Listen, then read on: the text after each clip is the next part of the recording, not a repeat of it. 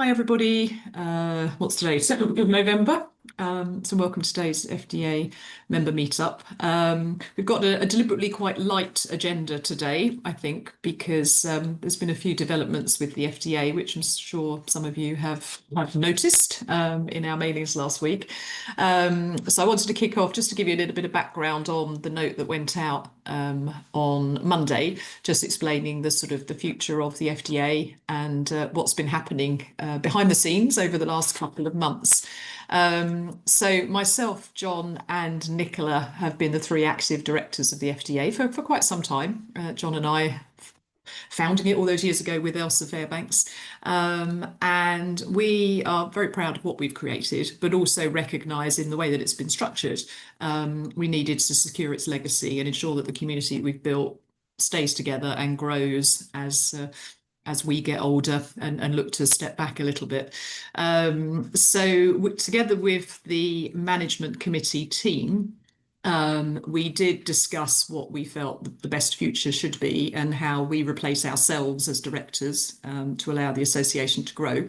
And we went through a process of putting it out to a number of different individuals and organisations just to find the best fit for what we felt was right for the future.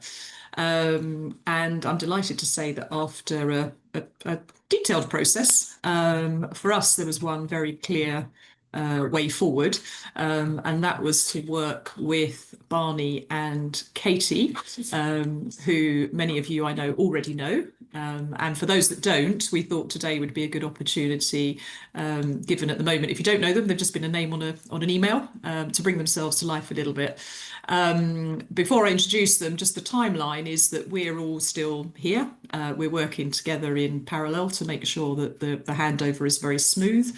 And then from the beginning of next year, myself, John and Nicola will step back from the running of the FDEA, with Barney and Katie taking up the reins. And we'll still have our own other interests. So obviously most of you know that I run PS8 as well, which is what takes the UK groups out to the trade shows. John is still keeping up his work with the Skills Academy, and Nicola has a separate consultancy, a la carte consulting, where she'll be continuing to do a bit of private work with export clients. So yes, we wanted to reassure you all that it's well, probably not business as usual. It'll be different, but I think we're very proud of what we've done. I think Katie and Barney are definitely going to bring it some new energy, some new ideas that I'm sure you'll all benefit from. So yeah, I don't know who wants to go first, Katie or Barney, but I'll give you a bit of time just to say hi and perhaps give you a bit of background to yourselves and where you're at with thinking on what comes next. Oh, I'll go. Thank you. I'll go. Yeah, so most of you, I think we will probably have met. But yes, so I'm Katie Burrow, currently working as Head of International at Nairns. I'm sitting on the board with Nairns at the moment. Have worked there for 16 years, which feels like a lifetime. I've worked with the brand for about 26 years, but always in international. So that's really been my bag. Haven't done as much in the UK at all. Haven't really needed to. It's always been in international.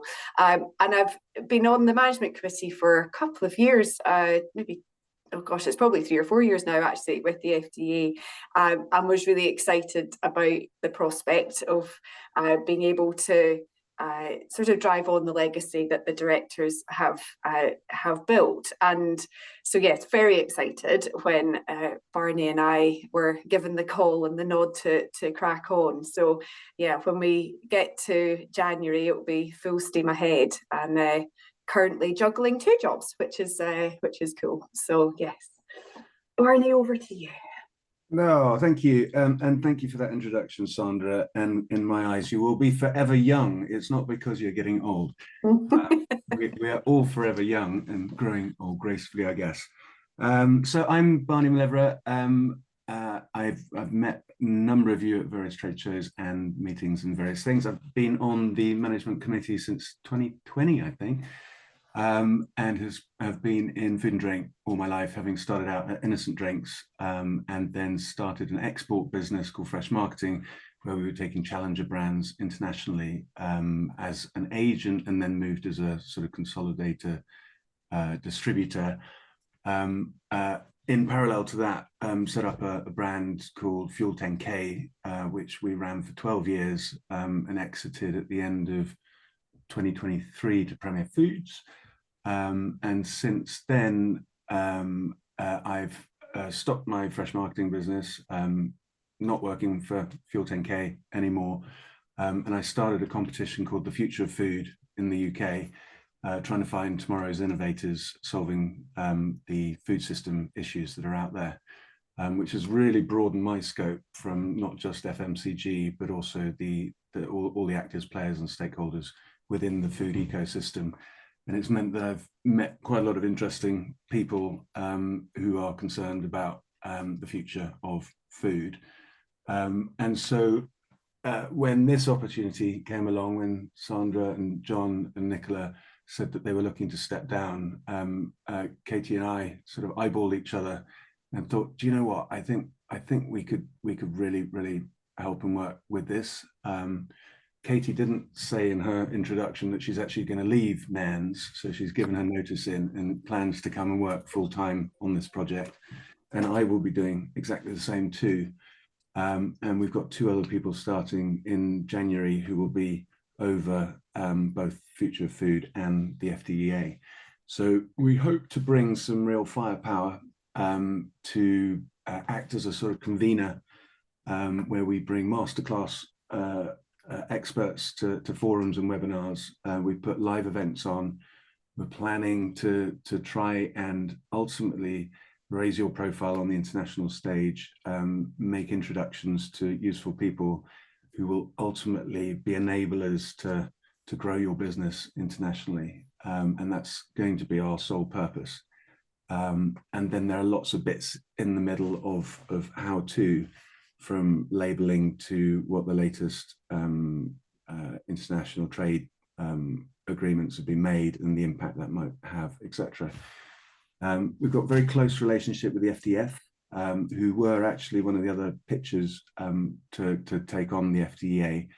And the compromise was that actually if we do the day-to-day, the FDF will be able to contribute their policy side too.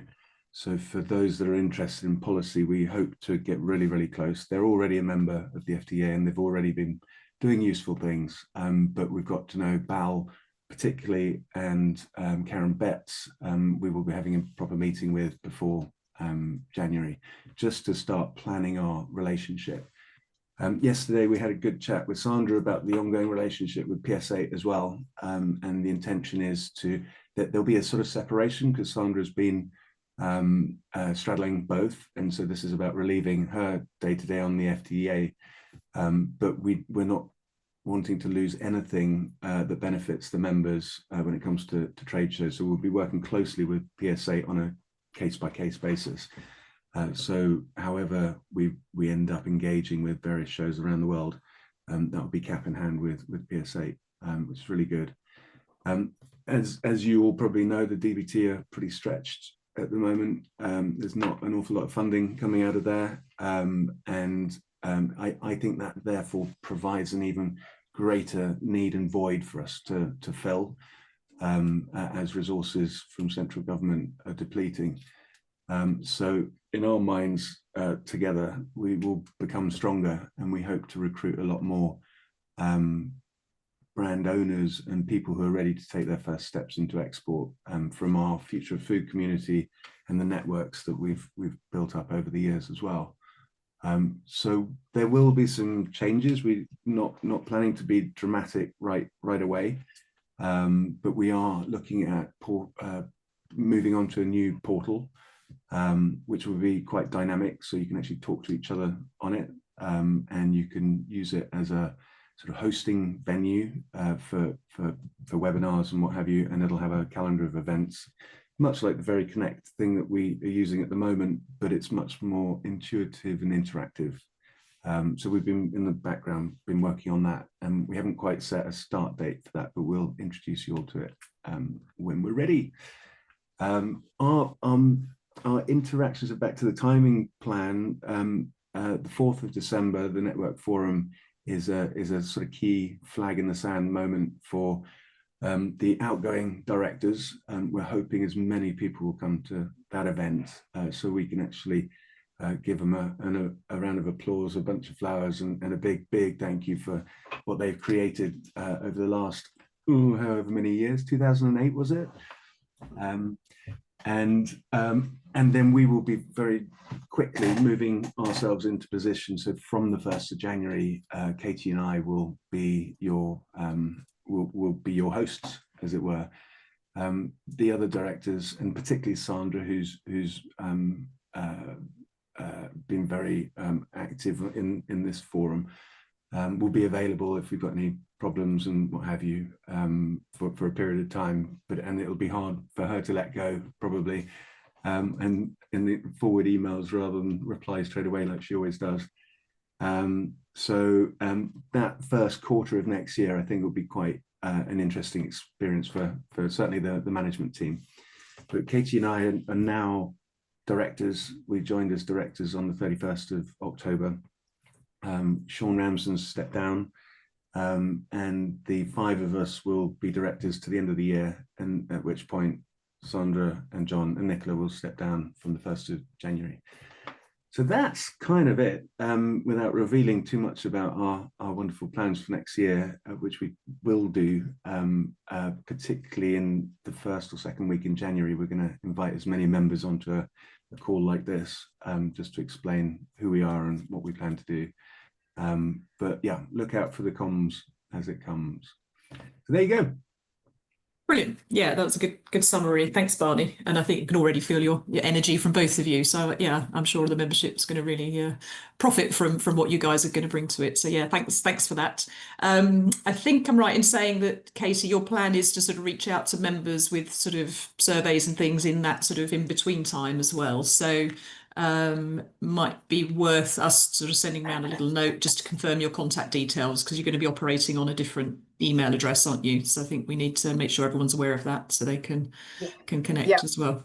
Yes, we will do that. So we've got the new email addresses up and running, and I managed to get that working, so that was good. And so yes, we will be doing that. We'll send out the survey. Timing slightly TBC, but we will send out a survey, and we'd really love everybody to fill it in, because it will help shape what we do in the future. So we have lots of grand plans. We just need to make sure that that's what everybody wants. So there will be it will kind of give you an idea of what our plans are based on the questions, but it will help us just understand all the details and what you're thinking right now and what we can do for you in the future. So if everybody could fill that in, and if you don't, I'll be chasing you. So you may as well just do it, and then it saves a phone call. So yeah.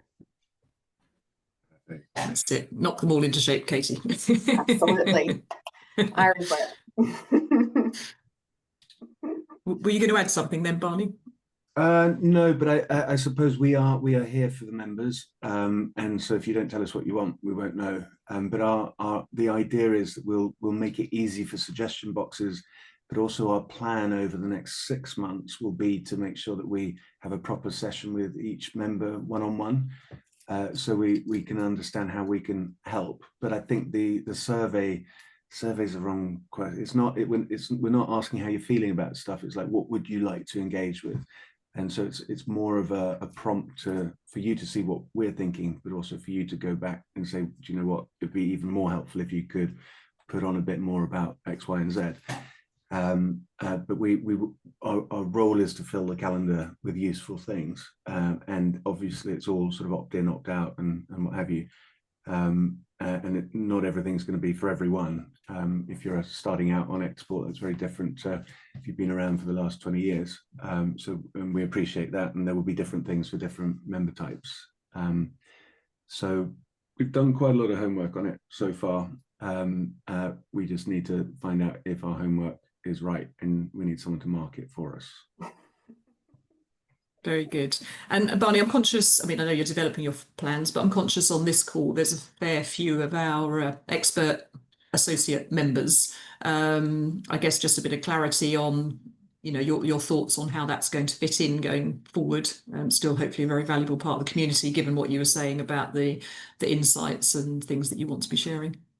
Yeah, very much so. So we will have two types of members. There's partners and then there's exporters. So people who are actually exporting from the UK, and then partners who can assist, whether they're UK based or in market. And our plan is to reach out to all of the partners to firstly make sure they still want to be involved, and start drawing out a plan for the whole year, so we could populate some dates for however they'd like to engage, and that would be on a one-on-one basis with K2I, to figure out what's most impactful for the membership, but also equally what the partners are wanting out of their own membership and why they're here in the first place. And I think it should be a really sort of collaborative approach to making sense on both sides. So yeah, absolutely welcome, and existing members will be prioritized over any new ones. So that's the thinking, and so that will start happening really in earnest from the 1st of January. But we may reach out to a few in December after the network forum. Great. Sounds good. And I popped in the chat the link to the Network Forum event on the portal and the booking. And I think if you haven't been before, do shuffle your diary to make sure you can come, because it's such a good day. We've got a whole host of case studies, panel discussions, and we've changed the format a bit because we are giving out the awards to the winners of the FDEA Export Awards this year, but we're not going to have it as a sit-down lunch and a presentation. It's part of the day. So the day is very much about building those connections and making the most of the expertise in the room, giving you the opportunity to talk to other exporters, talk to the likes of Gary, who's on the call with his expertise, and really, come away full of information and contacts that you can use to drive forward in 26. So I think if you haven't booked, it's live now. We should get 100 odd people. We have just had confirmation actually that the Minister for Exports is going to come. So Sir Chris Bryant, the MP, is going to be attending, and he has agreed to make it an interactive Q&A session. So it's not a presentation from a minister, it is the opportunity for you guys to ask questions, and really we'll work with you to structure that. It's a similar format to what we did at the summer event, albeit it was a different Minister for Exports then. I think we're now on to number 7 in about 3 years. So let's hope this one stays around a little bit longer. But yeah, it's not very often you get the chance to ask questions and give feedback. So again, have a think about that and feed through to us if you've got burning questions, because we will structure that to make sure it's a proper, valuable session. And he's there for a good half an hour, I think. So that should work quite well. Good. Katie and I will be there as well. We'll do a short presentation at the end, and if you want to stick around for a drink and say hi, I think that's the plan too, isn't it? Yeah, we like an end of day drink. Last hour is a Christmas cocktail, I think we're calling it. Yeah. Good. Okay. No, I think that's great. And I think just to reiterate, our thanks to Katie and Barney for taking this on. I think we couldn't have asked for better hands to hand it over to. We've known them both for a very long time and always respected their style and their way of operating. And I think, hopefully you'll all see the benefits of that come the new year. Fingers crossed. Did anyone want to ask anything, or maybe Katie, if you bash your email in the chat as well, the new one, then I guess people can reach out to you if they want to do anything.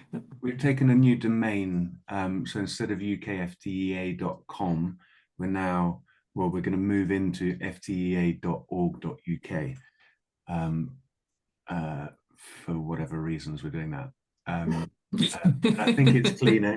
It marks a new start as well, I guess, and I think it reads quite well too. Perfect. Any burning questions for K2I right here, or we can save them up for later? Well, Barney, we are delighted that you two are taking over, and we think we know we're leaving the organisation in very good hands. But we would have had .org when we started, but we started so long ago, .org wasn't available. It wasn't set up then. So that's why we had to be what we've been for the last, how many years, Sandra? 20, nearly. Yeah, 17. Yeah. 17 years. So that's why we did it. So delighted that you're changing the domain name, because it reflects the fact that we are a group. We're more of an organisation than just a .com. Yeah. And we wish you every success. Thank you, John. Thank you. Thank you. Great. Good. Well, hopefully that's clarified everything Alistair. for you. Alistair's got a question. Oh, is there a hand up? Sorry. Oh, I Oh, missed that. well, I was going to Sense it. say something and then I wasn't going to, but I'll say Oh, it now. Alistair's there. Hi. Yeah, Katie, thanks for that. I'm going to call you no, out. I think my question was going to be, what you're looking for from members, but I think Barney kind of eloquently put that in terms of you need the feedback in order to then shape your strategy. So that was kind of my question. But I think whilst we will have time, and I'm sorry I can't make it on the 4th due to being away on work. So I'm sorry I won't be there, but there'll be plenty of time to say thank you to Sandra, John, and Nicola.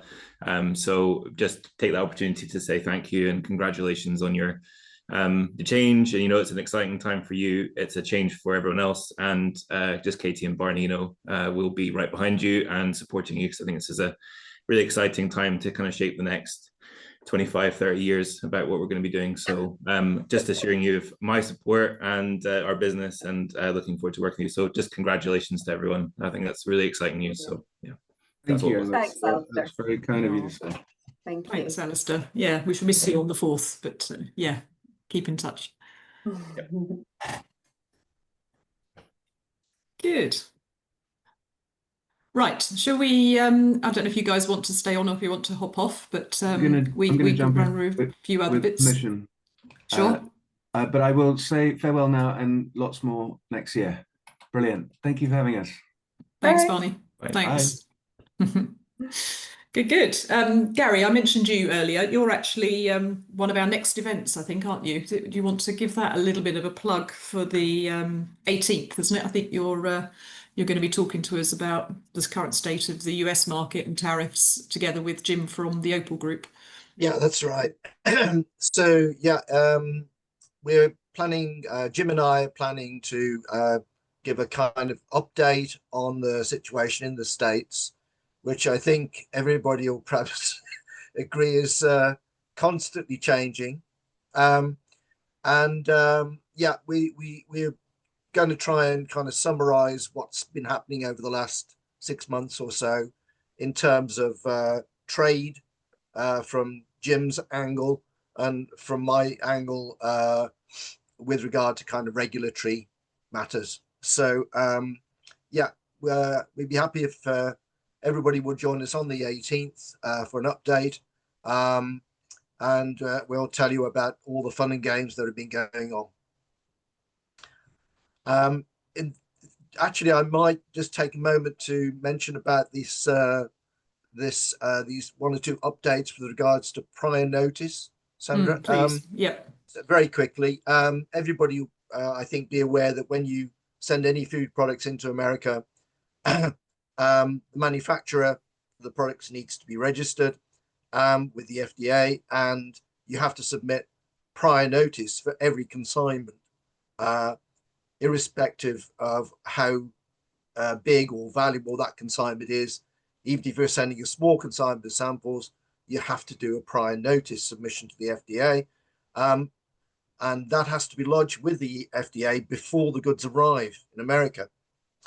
Otherwise, if the goods arrive and there's no prior notice being submitted, or that prior notice is incorrectly submitted, the consignment will automatically be detained until such time as the correct and full information is provided. Now, recently, I think everybody will be aware that the long-standing procedure for allowing entry of all products, low-value products, into the USA, the de minimis scheme, has ended. The Trump administration, I think, tripped over this possibility when they were looking at tariffs, and decided it was a quick win for them.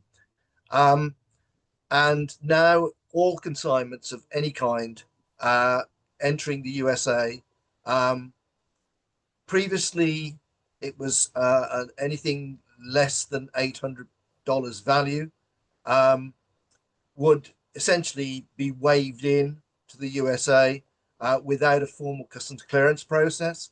And because there was no formal customs clearance process, the nature of the goods, if they were FDA regulated goods, wasn't flagged up to the FDA.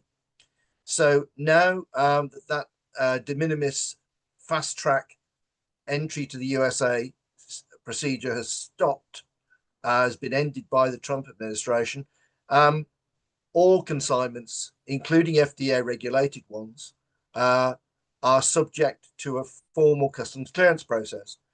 This has caused a lot of disruption, especially for carriers, people like UPS. I understand that UPS has had to literally destroy thousands of parcels.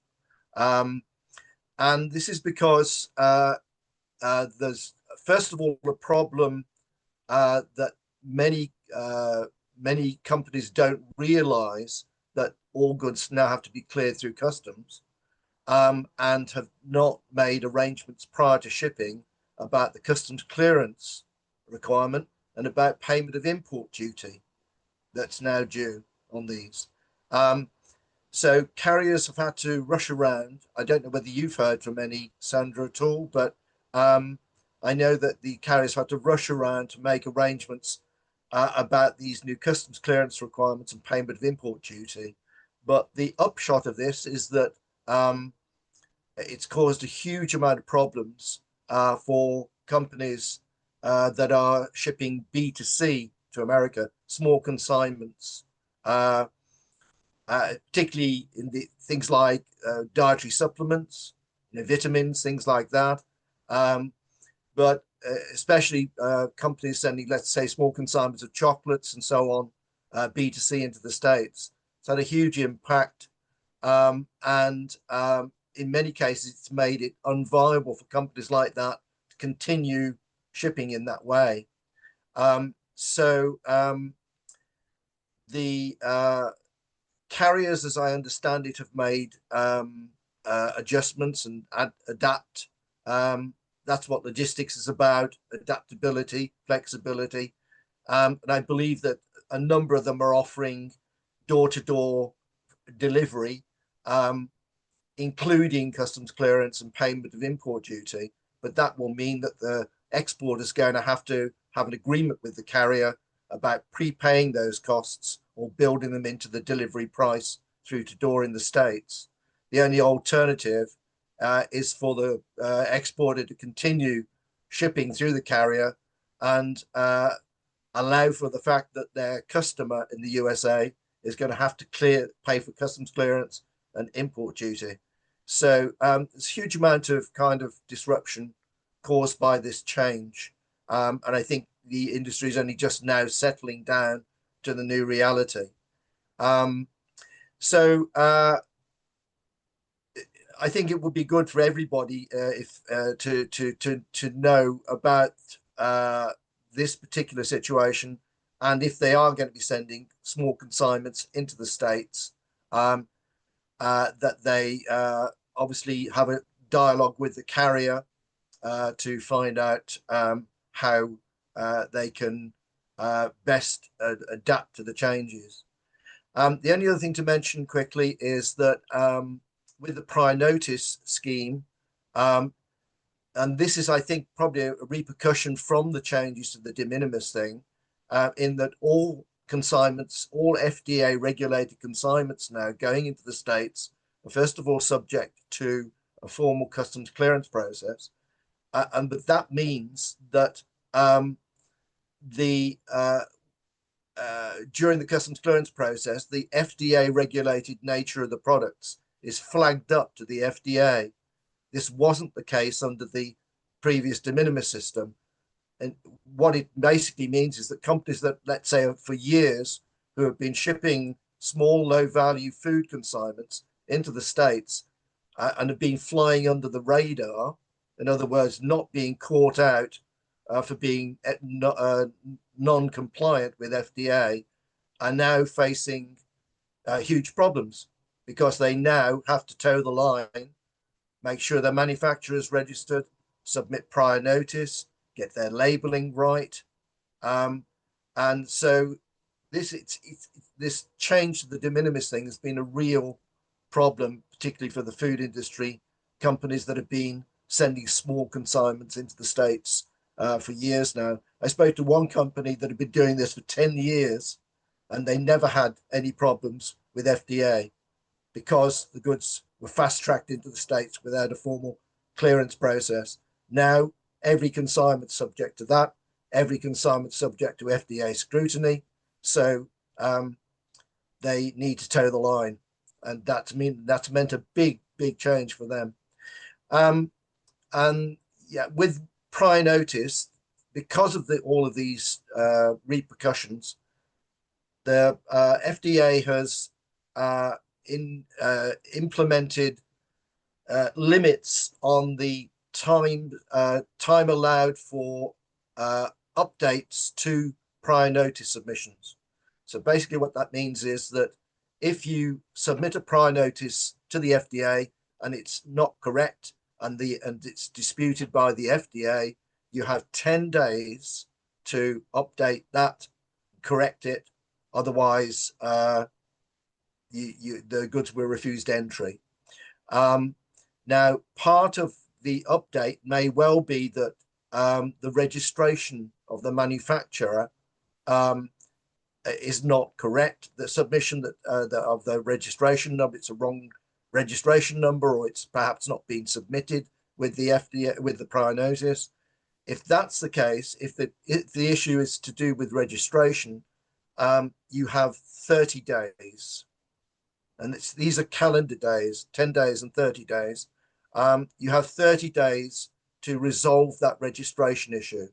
Now, anybody who's registered a facility with the FDA recently will know that it can easily take that amount of time, 30 days, to register a company due to things like DUNS number issues, slow working with the FDA, the recent shutdown in the States. Basically, you need to deal with these things ideally before you even submit the prior notice. That's it, basically. Problems with prior notice, time limits for correction, and all of this disruption due to the ending of the de minimis scheme. So if anybody has been affected by that, they like to give me a call, contact me. Happy to try and explain or help. And but please spread the word. Get your prior notice done properly, get it fully correct, and have a word with your carrier if you're sending small, low-value consignments into the States, so that you know what's going to happen when those hit the shores in America. Great, thanks, Gary. Font of all knowledge, really useful. Thank you. And I know on the 18th, Jim from the Opal Group, I know he's going to be adding in his thoughts on the tariff situation. And I think I'm right in saying there was the legal side of it. They're expecting an answer between the end of November and the beginning of the new year as to whether the tariffs are even legal, and Jim kind of feels that there could even be some refunds if it gets thrown out, albeit we've got a trade deal that we signed to say yes to 10%. Whether we get anything back or it changes, who knows.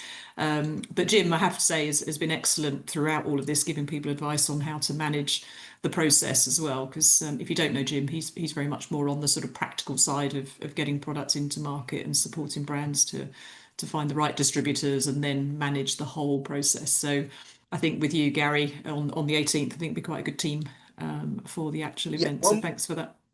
One more thing to mention, if I could, very quickly, because it kind of came out of the conversation with the customer I was speaking to this week, actually, is I come to the realization that there are a lot of British food companies that are essentially brands only, who may may source their products from non-UK manufacturers, if I can put it that way. Okay, so in this case, I'm talking about brand-only companies, but there may be implications for these companies. They probably realise it already with regard to tariffs, because in terms of things like origin of the goods. So if you have a UK brand owner that's maybe sourcing goods in China, they have to be aware that when those goods, if they sell them to the USA, obviously they have to be aware of the tariff situation depending on the origin of those goods.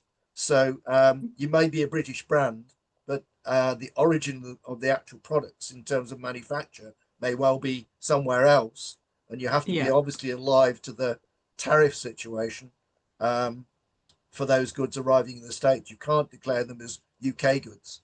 You're going to have to declare that's them right.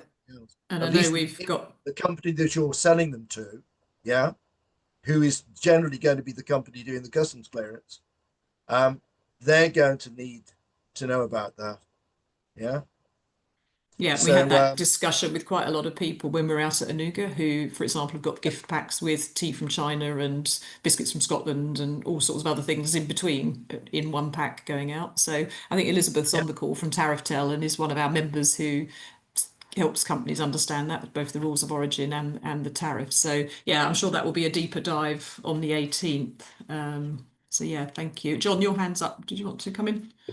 Well, I wonder, Sandra, if we couldn't survey the members before the 18th to find out how many of them are using this de minimis scheme, so that Gary and Jim don't spend too much time on it when we've got serious exporters on the call today who are not using the de minimis scheme, and they will want support and will want to discuss the new arrangements. So Yeah, sure. I think I think Gary's talking about that as part of the bigger thing, but yes, yeah, it would certainly be something that we put into context at the start of the webinar as well, so that it's highlighted, but not too much time spent on it.